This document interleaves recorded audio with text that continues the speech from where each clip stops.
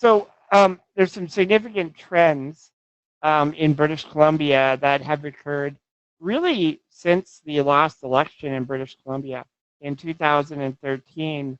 The province set some real lofty goals.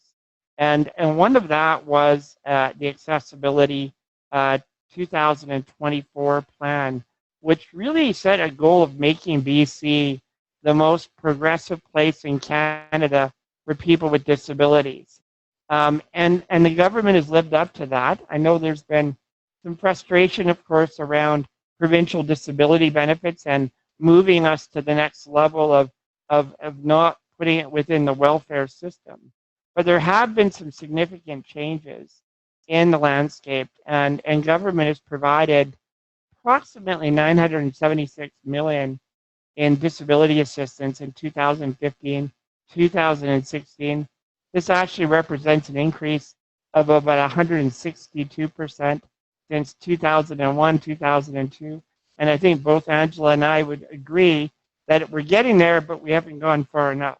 And we have some space to move forward here and hopefully improve on that.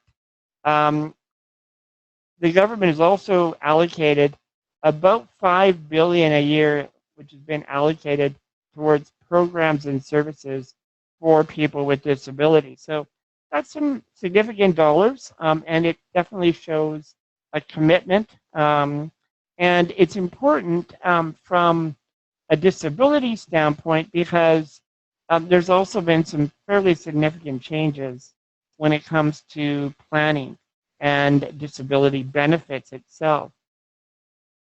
And so one of the key components of that changes was back in December of 2015, where the government actually implemented and rolled out the very beginning of a number of specific changes in relation to income support for people with disabilities under the relevant legislation. And effectively, what the government did is it said that people with disabilities that are receiving provincial benefits need to be able to have a level playing field. There needs to be a foundation to enable them to compete in our community. And so what government has done is basically implemented changes such that individuals now can receive and hold more assets.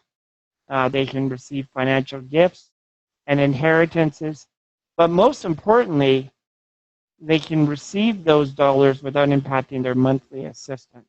And really that is the key, component of building an estate plan, is that many families are concerned about a loss of provincial benefits.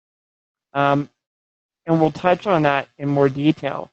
But the other area, of course, is that, we may have vulnerable children with disabilities that may not be able to manage a large amount of dollars.